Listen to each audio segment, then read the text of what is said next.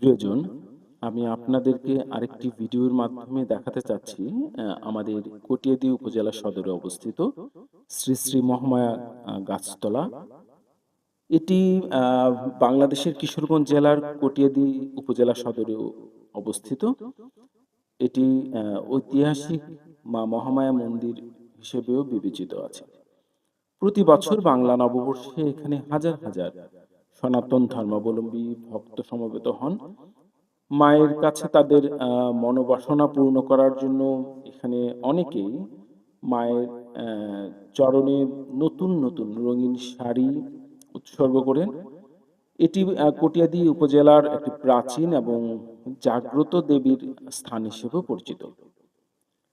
আপনারা যারা এই মন্দিরটির উৎসবের রঙে দেখতে চান, আপনারা সুযোগ করে বাংলা নববর্ষের পঞ্জিকা মতে যেদিন বাংলা নববর্ষ সেদিন চলে আসলেই সকালবেলা থেকে এখানে উৎসবের আমেজ তৈরি হয়ে যায়। এখানে আসলে সেদিন বাংলা নববর্ষে অসংখ্য নতুন শাড়ি দিয়ে, রঙিন শাড়ি দিয়ে গাছতলাটি এত সুন্দরভাবে সাজানো থাকে, অপূর্ব রূপ। এটি আসলে একদিক থেকে যেমন দৃষ্টিনন্দন, অপরদিকে ধর্মীয় ভাব, গাম্ভীর্য সবকিছুই ফুটিয়ে ওঠে।